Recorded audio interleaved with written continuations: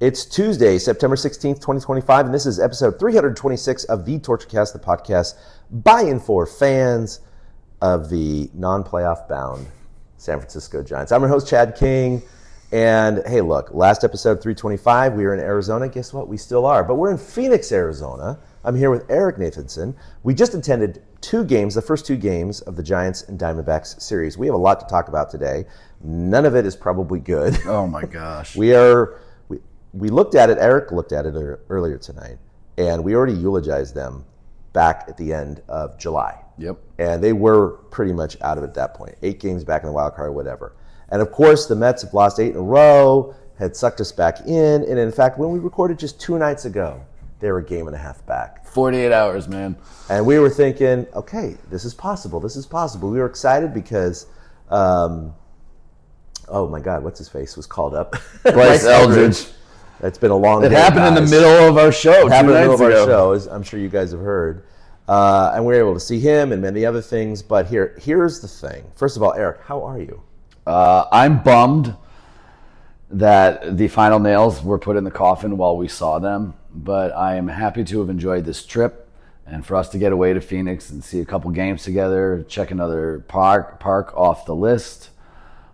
And do that. So I'm happy for the little getaway that we've had, but I am sad that we really did watch the season end. Yeah, this has been an amazing trip for me personally. Eric and I organized this really only 3 or 4 weeks ago. And even though we've been podcasting together and known each other for 11 or 12 years, this is only the 3rd time we've hung out, and certainly the longest time we've hung out. And it's been incredible. Eric and I have had just a great time despite the results of the Giants games. First time I've ever been in Phoenix. I think first time you've ever been in Phoenix. For any extended time, yeah. First time, obviously, we've been to Chase Field, and we can talk about that a little bit later. So it's just a bummer because the trip didn't end up the way we were hoping for. As we're here in our hotel room, and we're watching Mets highlights right now, which is just highlighting. A little upset about this because for about 4 hours, the Giants were tied. Yeah, like 5 days ago or something, right? The Mets, right? But even going into this series, they were only a game and a half back, and Arizona biting at the heels of the Giants a half game back. And they lost game 1, 8-1, with a 6-run 6th inning. That really put us back. But tonight was just the heartbreaker, man. It was the heartbreaker, and it certainly was the nail back. The nails were pulled out of the coffin a few weeks ago. Well, actually, really just a week ago. And they were hammered back in with authority tonight. It was Saturday. After they beat the Dodgers Friday night, the Mets then lost Saturday early. And for that brief window of 4 hours before the Giants played the Dodgers, they were tied for the wild card. That's right. So it was only 4 days ago that we still thought there was hope. And the Giants haven't won a game since. And we were so excited because 2 podcasts ago, when they had 22 games left, they were 4 games back. And we thought, they're going to have to go 16-6. The Mets lose basically 8 out of 10. The Giants only went 4-5, but they crept within 2, 1.5, whatever. Now the Mets have won 2 in a row. Arizona's won the first 2 against the Giants, and tonight was really. We would be just 1 game. That's the problem, is that these last-minute season kind of hopeful marches really kind of die and get revived on 1 game at a time. Because tonight, the Giants had a 4-0 lead in the first. Last night, we see Casey Schmidt have the only 2 hits that the Giants have, and they lost 8-1. We knew it was over. We moved on to today. The Giants score 4 in the first, and we looked at each other, and we were like, oh my God, maybe this is a possibility. And I said, but what's really frustrating is a lot of times the Giants, when they have these big leads early in the game, they shut down later. And I said, 4 runs isn't going to do it with a bullpen game. They're going to need 7 or 8. And what was this final score? 6-5. Yeah, you called it like almost every step of the way in this game. You absolutely called that the Giants were going to Giants. It's absolutely crazy to think about. In the last 4 games, they gave up. Come on, scroll down. Jesus, this computer's taking too long. In the last 4 games, they've given up 13, 10, 8, and 6. That's 23, 31, 37 runs over the last 4 games. Ooh. almost 10 runs a game. They don't deserve the playoffs. But tonight, especially, you called it. We're sitting in our seats. You're like, I don't feel comfortable. This is not enough to do what they need to do. And you proved prophetic, because after Wilmer Flores hit a home run in the top of the third to make it a 5-1 game, 5-1, I believe so. No, 5-3. 5-3, because they gave up 3 in the second. That's exactly, right. They gave 3 in the second. Beck gave up 3 in the second. When Wilmer hit that solo shot in the top of the third, made it 5-3. 2 batters later, Gerard hit a single, and then the Giants never got another hit again. You get 8 hits in the first 3 innings, and then you don't get a hit after that. I mean, how are the Giants going to win? Yeah, right? You don't deserve it. You don't deserve it, and the Giants are 1 game under 500. They're not a playoff team. We know this. And look, if the Giants made the playoffs, they'd get eliminated in the first round anyway. It'd probably be against the Dodgers, who are going to probably be the 3 seed. The point is, we still had hope. We thought, as 14 happened as a wild card. Arizona and Texas did it, a couple years ago. It's always possible. You just hope. Once you get in the dance, anything could happen, even though they're probably not going to make it. But tonight showed that the Giants don't belong there. They just plain don't belong there, because 4-0 lead, 5-3 lead. They tie it up, the Diamondbacks do. It's 5-5 going into the later stages. And to be honest, the Giants had a couple of Houdini acts to get out of jams where the Diamondbacks looked like they were certainly going to score. And yeah, I did. I told Eric that this is the kind of game that they're going to score a lot in the first, which they did, and then nothing after that. When it got to about the 6th or 7th inning, we both looked at each other and we realized, oh my God, we're in walk-off territory. Yep. And that's exactly what happened. And unfortunately, the Giants never mounted any kind of scoring threat. So it wasn't like, oh, they had a runner on third with 1 out or anything like that. No, they just didn't hit it all. Well, we were keeping track in the first inning, because in the Monday night game, Schmidt had the only 2 hits. And one was a single, one was a homer. The only other 2 base runners were 2 walks. They never had anybody but Casey Schmidt touch second base on his home run. Yeah, so were they with runners in scoring position? 0 for 0.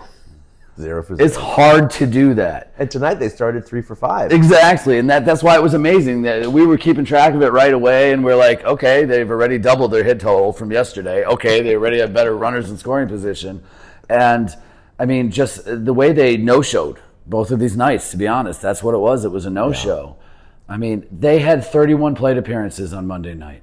The minimum is 27, and they had 31. Yeah. And then tonight, just to go cold after the third inning like that, it was just, you did. You called it every step of the way. We kind of sensed it. It was funny timing, though. Every time one of us happened to leave the seats to go get food or run to the restroom or something like that, the Diamondbacks would put something on the board. It really was. It was have when a we left threat the going. seats, it would happen, because you usually leave when the team that you're not interested in is hitting. Right? Yep. That's usually what I do.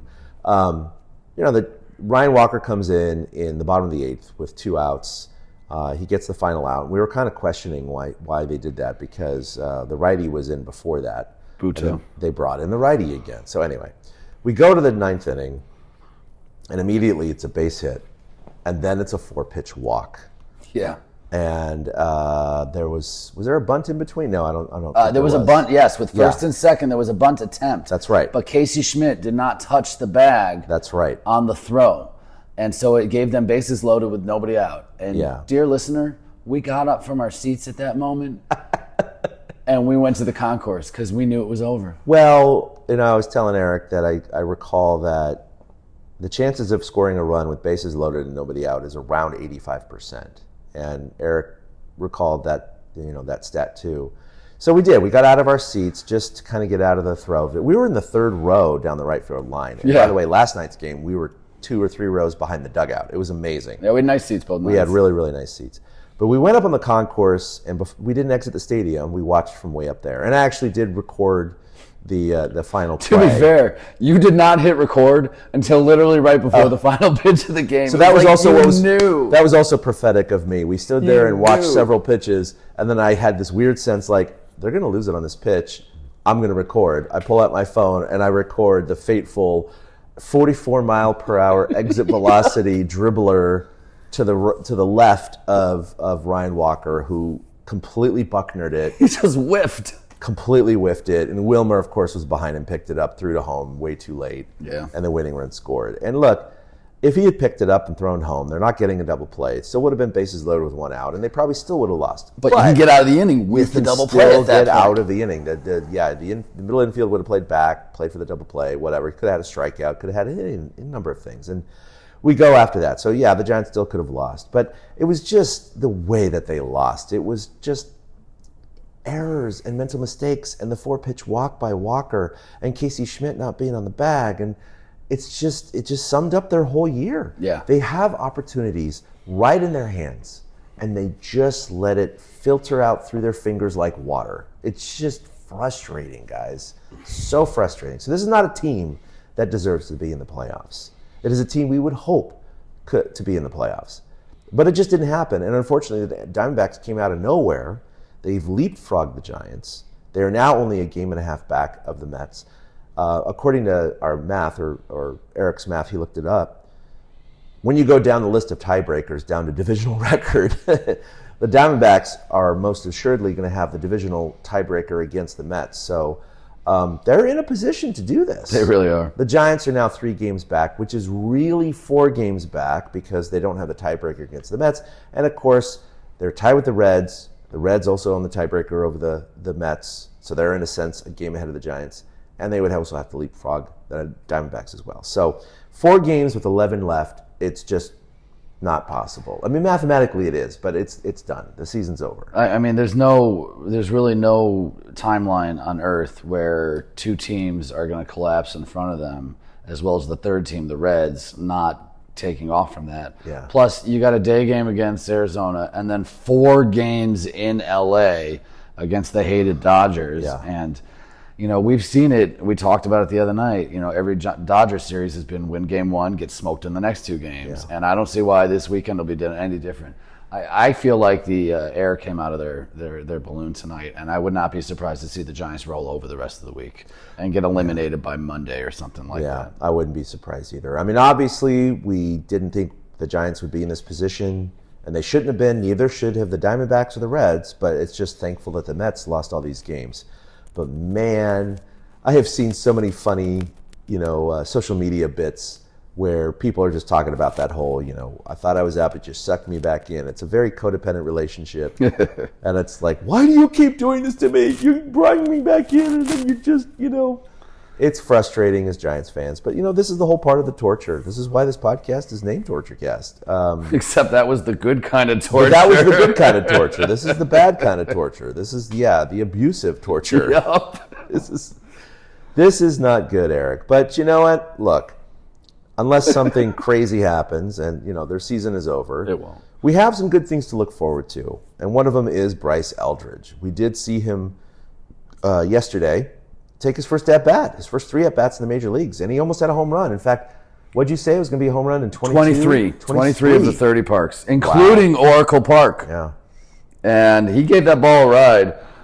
If you haven't seen it, I'm sure all Giants fans have. There's video up on Reddit that I took from our seats last night for Eldridge's long blast. Right. And his swing really did look good. I know he struck out in his first at-bat. I don't remember what he did in his second at-bat. And I'm too tired to go look it up. But it was nice to see him. There was some excitement. There was excitement from other Giants fans that we ran into in the yard about Eldridge coming up and stuff like that.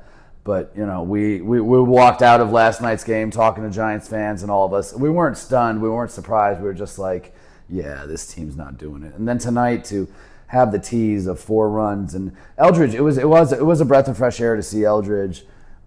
Dude is tall. He's 6'7". He really fills up that box.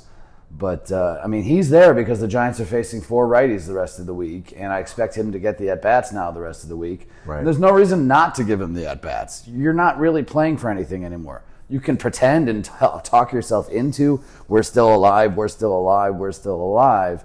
But the reality of it is you pretty much have to win every game out. Yeah. And there's no way the Giants are going to win 11 straight. Not with 4 against the Dodgers in LA. Right. That is not happening.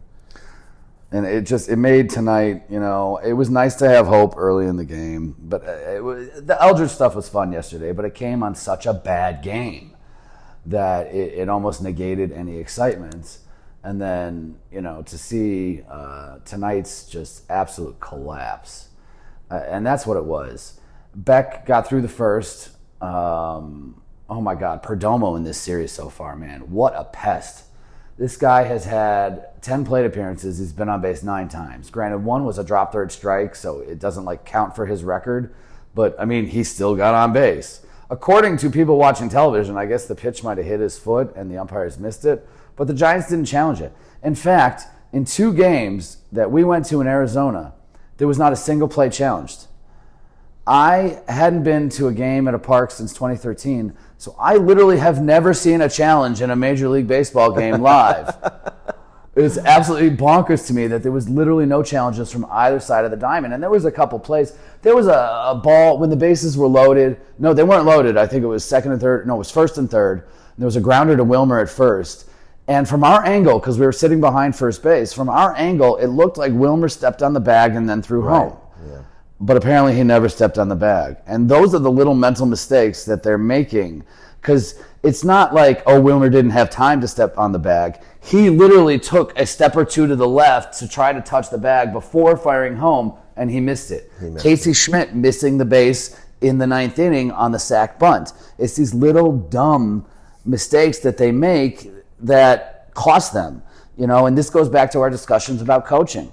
And being prepared and being situationally aware, which is such a big thing when it comes to baseball. Like, I was watching a video the other day, and it was just random baseball plays, and it was a line drive to the shortstop with runners on first and second. And in that split second, you could see the shortstop decide, oh, I should drop this ball purposely and try to get more than one out. Right. Now, the umpires understood that he dropped it purposely and called the batter out and the ball dead and sent the runners back. But that shortstop situational awareness in a split second is better than the entire Giants team's situational awareness with 10 minutes of preparation. It's just absolutely ridiculous that that's what happens with them.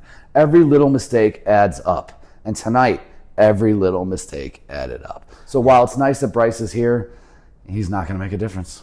No, and you wonder, he just looks at this team and goes, what have I joined? Right. Just kidding. No, I'm sure it's not like that. We've been talking about it, and my good friend Brooks Knudsen brought it up, and it's something I mentioned on the show recently.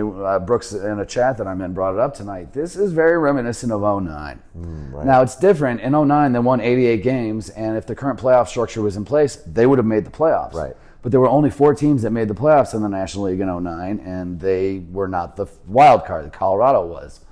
And so it's reminiscent that there's seedlings in place. You have, with Webb and with Ray, and then you have with Ramos and Chapman and Adames and Devers.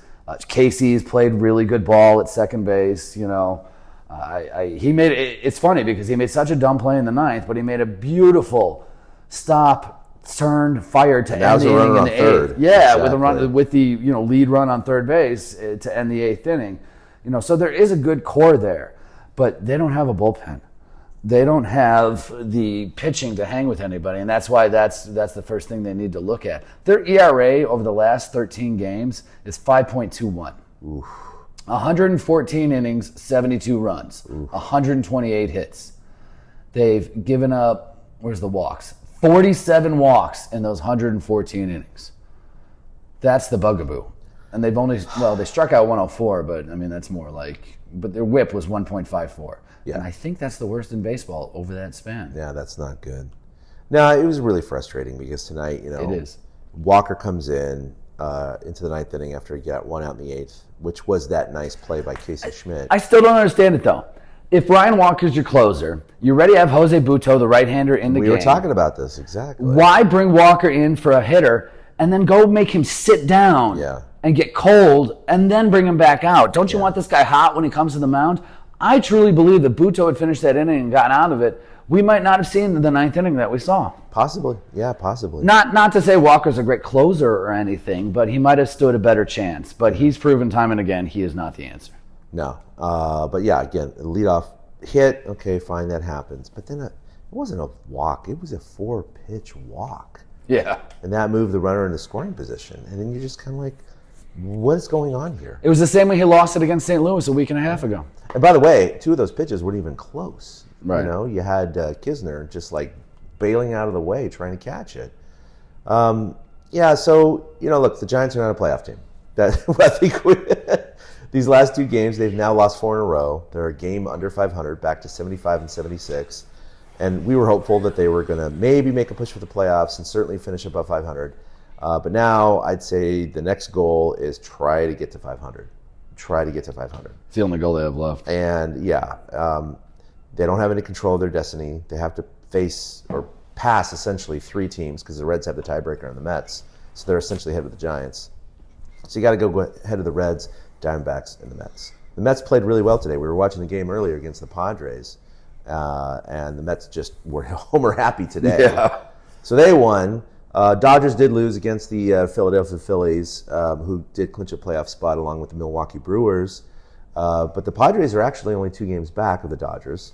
So there's a little bit of hope there. But it is in reality 3 because the Dodgers hold the tiebreaker. Because they have the tiebreaker. Right. So the new age baseball statistics. I miss Game 163, everyone. I'm sorry. I do. I really wish they did not employ just the tiebreakers for these kind of positional things. So. Rob Manfred does not care about our opinion. He does not care. That's true. We have the DH now in the NL, so it is what it is. You've adjusted, though. I mean, let's be honest. I was pounding the table for that 2-3 years before it happened. I have. And you've adjusted. Nobody says anymore, no, you know what I miss? Seeing the pitcher with the 0.75 batting average come up with 2 runners on and 2 outs and kill the rally. Yeah, it's very true. It's very true. Nobody misses that. I will agree with you on that. But, that ship has sailed.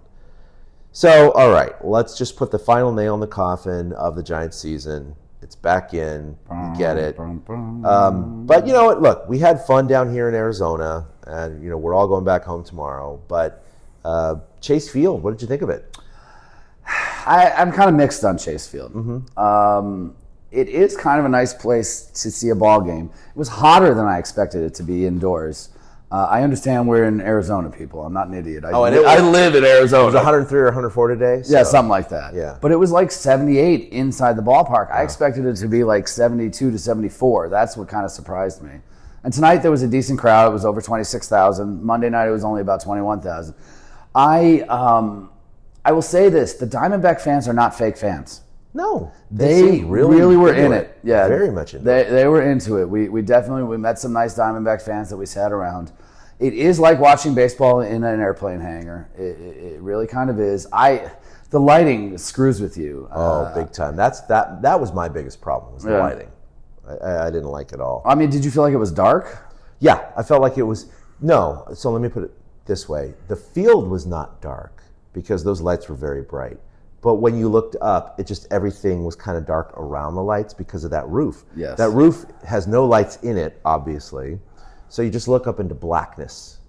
I think that's what it was. I think when you go to a baseball game at night, you're used to seeing the glow of the city lights. Right. You're used to seeing clouds, stars, the moon, little bits of light here and there.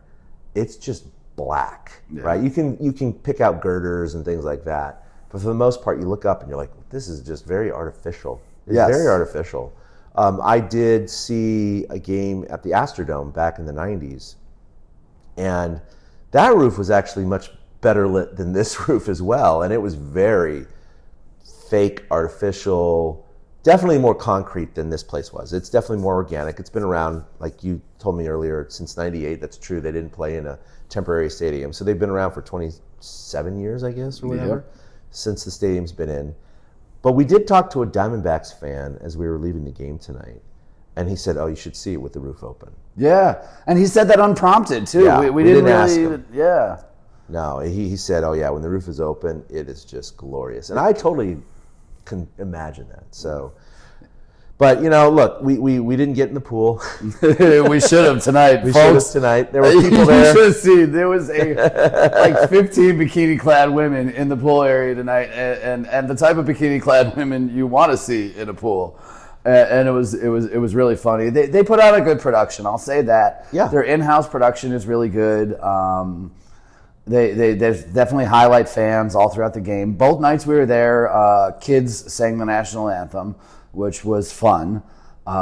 They do a salute to vets in the middle of the game as well, and everybody stands and cheers. Back to the lighting real quick. What I found, I'm the type of guy that will turn my hat around sometimes because I just don't always want the bill overhanging over my head. I could not turn my hat around in this ballpark because it went from my bill blocking the lights to the lights shining right in my face. Yeah. And I didn't like that at all. It made me uncomfortable to, turn my hat around. So I couldn't even imagine going to this game without a ball cap on. You need it to shield the lights like you need it to shield the sun. Oh, yeah. But like the size of the stadium was nice. We did a lap last night, and we saw a lot of it today. The E's and the lines moved for the food lines pretty good. The workers were good. We found out that they're volunteers, and that that was news to me. And that the tips go to, it was a children's something tonight, and so you got to figure that there's other organizations that come through and do that. And so I thought that was good. Arizona seems to be good with the community. So I did like that about them. Overall, I'd give it about a B. I was about to say the same thing. If I were to give it a grade, like a 7 out of 10. Right, like a B minus almost, Yeah, I will be honest. I expected a little bit more out of Chase Field. It wasn't bad, but I think we're spoiled. I mean, I know that you don't live in San Francisco. But I've been to Oracle. But you've been to Oracle. And, of course, I've been many more times to Oracle. There is just nothing like being at a baseball game at Oracle Park. Yeah. Especially, and I haven't been to all 30 parks. I've been to maybe 8 or 9. Just nothing beats Oracle. Yes, I'm biased. I don't care. A little bit. It's like, I think Dodger Stadium looks beautiful, and I hate the Dodgers, right? I think, Fenway Park, I've been there a couple of times. I don't like the Red Sox, but it's an amazing park. So objectively speaking, nothing as far as the parks that I've been to beats Oracle Park. And so it was a little weird tonight. I will say, though, that it was fun. We did high-five Matt Williams today. Okay, not the real Matt Williams. You're right. But, of course, Arizona for years has copied what Milwaukee does with the big head. Yeah, they do a big head race. Races or whatever. They do Gonzo, Mark Grace, Randy Johnson, and Matt Williams. Exactly. So Matt Williams is in the red Diamondbacks jersey.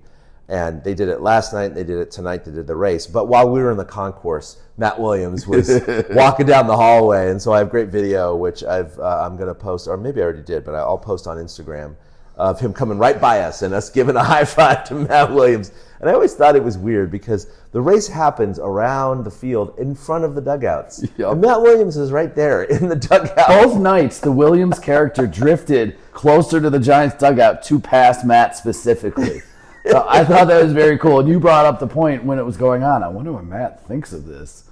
It's funny to me, though, that the 4 guys that they have in the race are Matt Williams, Mark Grace, Randy Johnson, and Luis Gonzalez. Yes, Randy Johnson is synonymous with the D-backs at this point because of 2001. Yes, Luis Gonzalez is synonymous with the D-backs at this point. Not only that, he had his best seasons there, and he's a color guy now. Yeah. But Mark Grace, he's a Cub. He's a Cub. And Matt Williams, he's a Giant. It's really weird to see. When you deal with a team that only has a 27-year history, that's fair. Then they're maybe Ketel Marte will take over one of the spots after he retires. Right. Maybe Corbin Carroll in 20 years will be one of the big heads. But that's what I mean. Like in 20, 30, 40 years, if they're still doing the big head races, is Matt Williams really going to be a big head anymore? Is Mark Grace really going to be a big head anymore? Yeah. It's the strangest thing to me still. I'll be honest, artificial. With some of the things that have happened with Mark Grace off the field, and I'm not going to go into it because some things I know and some things that aren't public and some things are, but I'm shocked that he's still one of their big heads. Oh, interesting. Yes, okay. I really am shocked that he's one of their big heads. But they must. It's not like they're going to give it to Schilling because apparently nobody likes Schilling anymore. Schilling is off the radar. And plus, Schilling, yes, he was great in 01, but he really is remembered for 03 for the Red Sox and the Bloody Sox. Right, Bloody Sox, yeah. He's a Red Sox. So I guess you're right. They don't really have a strong enough pool. Brandon Webb, I guess, could have been one. You know what I mean? Let's go through their history. There are a couple guys that probably could sneak in there, but I find it fascinating that 2 out of the 4 are not really synonymous with the Diamondbacks. Yeah. Even though Gracie, I believe, won the title with them in 2001. I think he was still playing at that time. It is funny though because they have all the hair coming out of the hat. Tony Womack. They have the goatee on everyone, and then Matt Williams is just like bald under that cap, that fake head. It's just hilarious. But it's true. We sat behind the dugout yesterday, and that's exactly what he looks like from behind. He does. They did a good job. He's got wrinkles in the back of his neck, because he's definitely lost weight since his playing days and his managing days. Oh, man. It's funny. I mean, hey, maybe the Diamondbacks will need a new third base coach next year, and he can return home. I'm not saying. We've had issues. Yes, there's absolutely. been issues. Okay, before we wrap, I don't know. Maybe this is too deep of a discussion. We need to hold it for the next episode. But did this little surge to get back in the race, is this going to keep Bob Melvin as the manager next year? Or is this something we should touch on next time, probably? So we did talk to a couple of Giants fans last night as we exited the park, and that was definitely a question that we talked about. Yep. And I think we came to the conclusion that no, it's not enough. I will say that these little bursts of momentum, these little signs of life are good for going into the future. I don't think the Giants are far away for being competitive, obviously. We're talking about 3, 4, 5 game difference into getting in the playoffs. That's it. That's all it takes. And we've talked about this before. It's frustrating. When they went through their massive losing streaks in July and in August, they were losing these games with stupid mistakes, little bit errors here and there. These last minute, Ryan Walker blowing it, Doval blowing it, whoever blowing it. And these are the games that if you just don't lose that one game a month that you should have won, that is the difference in making the playoffs. So a season is 6 months long.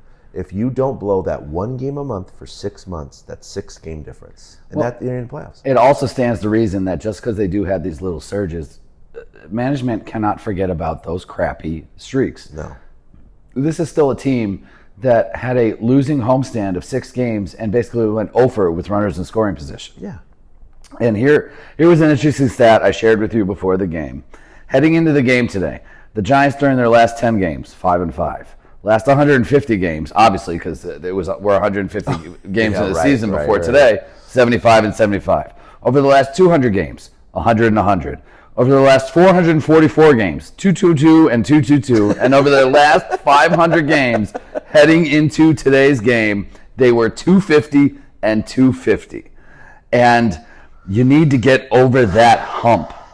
So these little bumps don't matter if you have those valleys along the way. Yeah. And so I think Bob's job should still be in jeopardy. I think the entire coaching staff, from Williams to Burrow to even JP Martinez, but I really have a hard time getting on JP because his pitching staff was gutted.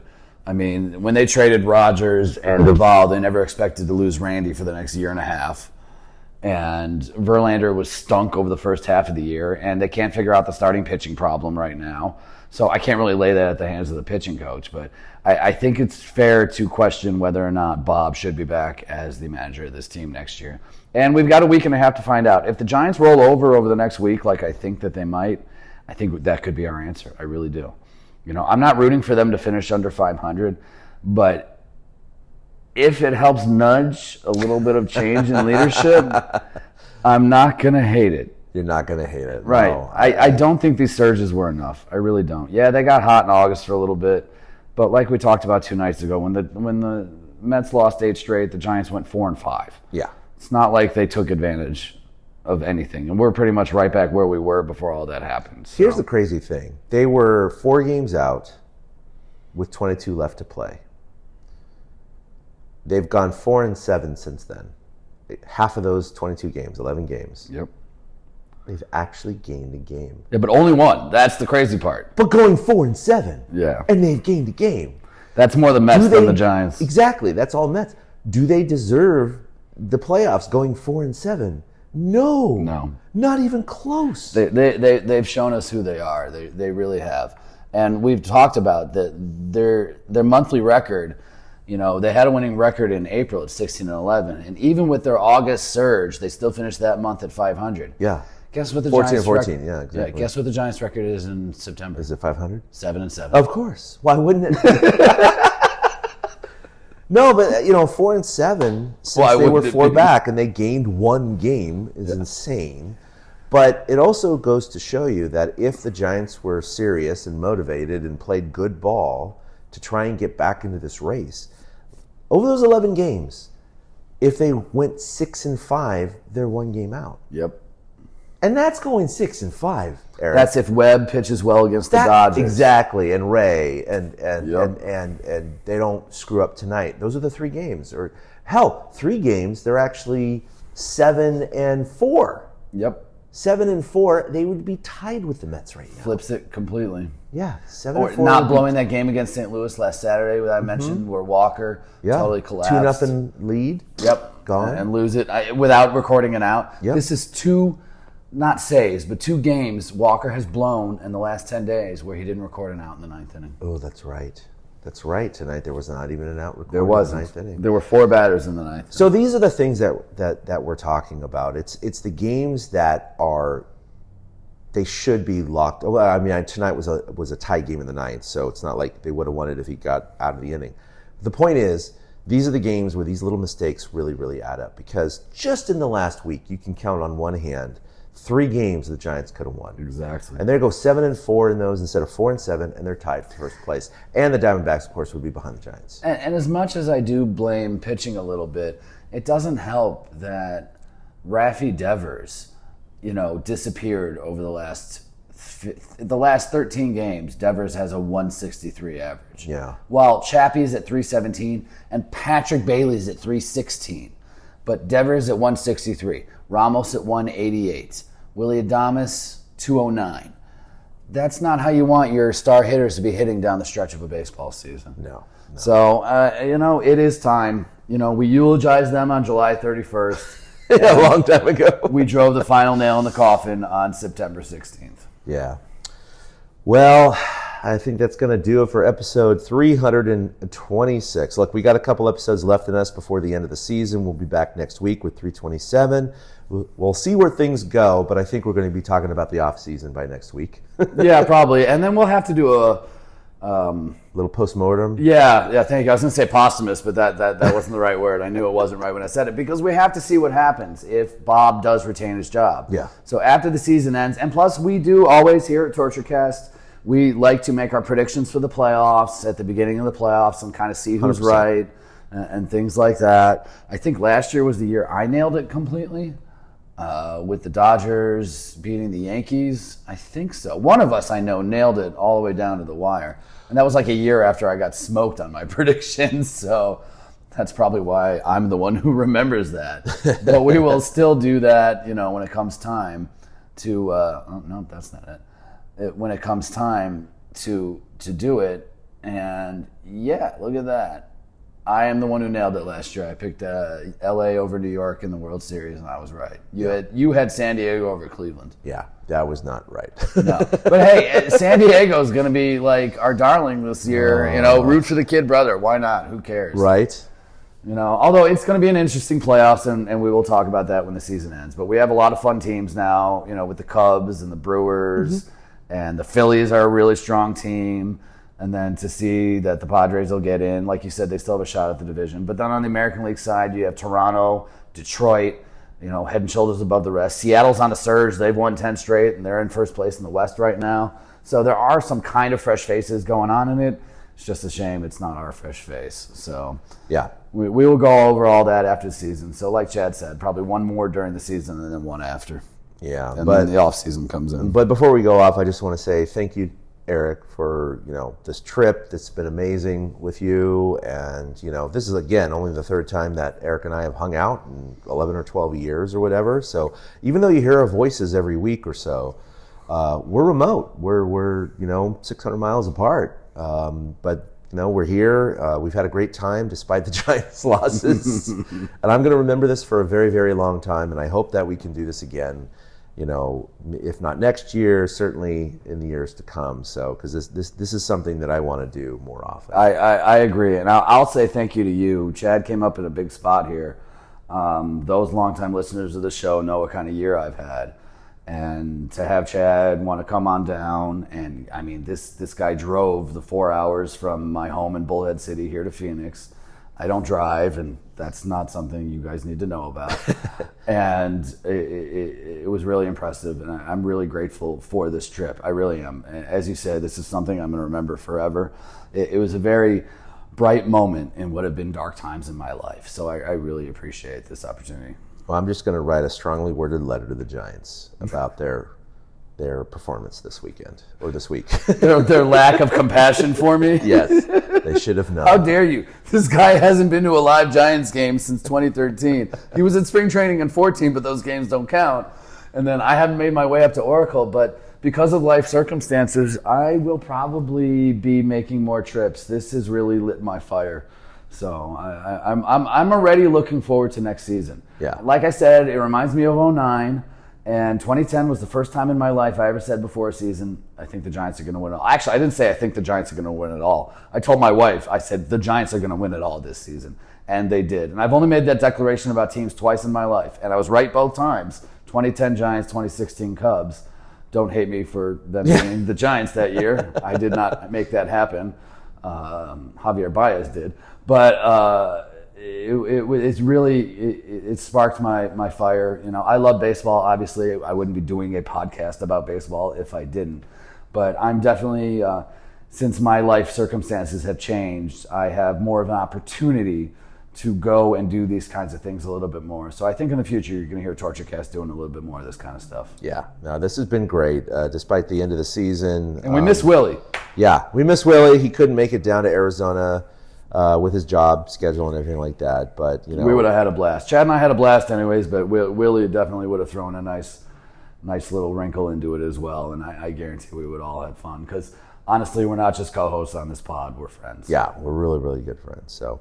All right. Well, on that note, we'll do it for episode 326. We'll see you next week for episode 327.